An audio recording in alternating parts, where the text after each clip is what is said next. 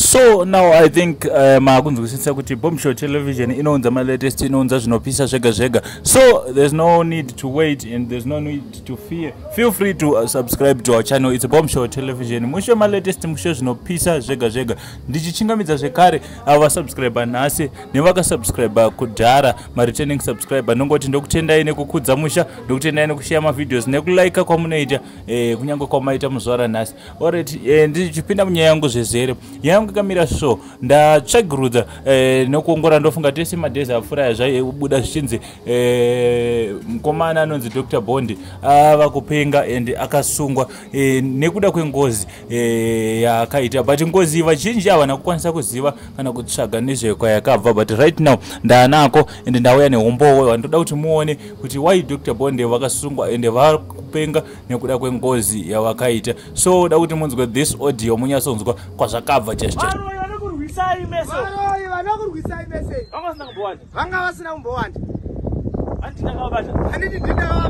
Whereas there's an audio that is circulating on social media, Madzibaba Bondi vachi explainer kupfura kwavakaita munhu. Ndoda kuti muzvinzwire mega. Dzadziri kumanguvai around 11 dzeusiku. Hey.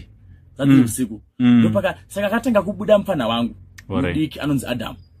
Ndiye akabuda abuda achienda ndamuti panzi pari kuya vanhu apa chienodedza hama dziri pai dziri mudhuze zvisiri vashoma panapa muti manyai papi manyai pamba. Saka paakabuda akasangana vanhu pagedhi vachibvunza kuti mukoma wako ari kupi.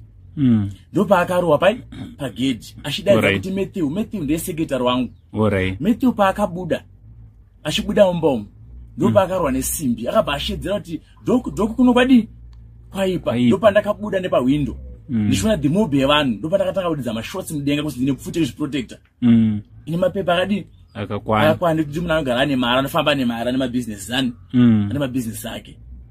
Saka pandakaridza about 3 shots mudenga chakandishamisa ukaridza pfuti vanhu vanotiza then when they start to advance kuya papi kuya pamba. Ndopandakanofamba ndichienda pakona yemba, ndopandakana mubhe yatoungana, then pandakaridza another shot vanhu vakabva varara pasi vese vanga papi ndichiti vanhu varai pai vanhu varai pasi. Nane confusion kuti kuya kwavanavo kuti ndina mwangada kuziva vanga vaungana vanga vari kurodhi ndina mwanga papi vamukati, but vanhu vanga vakabata mabhemba maweaponi nemuseve papi ipapo. Then pandakati vanhu varai pasi there's a guy anga ari papi anga aripo takambonetsana naye sometimes ago tichibva pamashops achiti wewe uri munhu wezano wakadi wakatumwa munhu ati no inda kuzonamata ini muno mumusha mangu, it's back to the community ndibatsira hama dzani because my business angu akuti akufamba. That guy ndakaona ari pari kuseri kwevanhu. Saka pandakati anogara pasi iye hana kugara pai hana kugara pasi ndiye anga kuconsider nochiti anga airire pfuti mutemene muse mukandire bhemba. Ndopandakati dzana kuti ndana mushoku ndakutya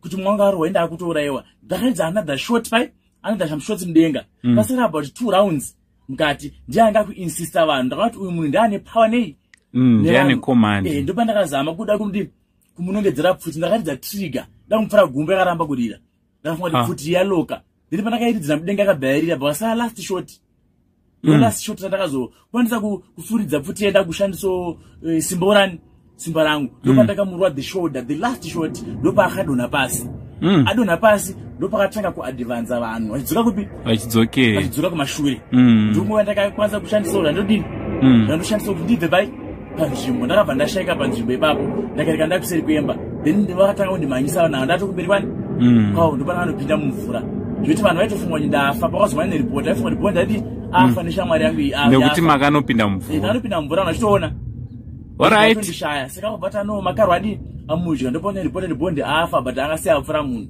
but iye adi awira mumvura adyiwa nemakari.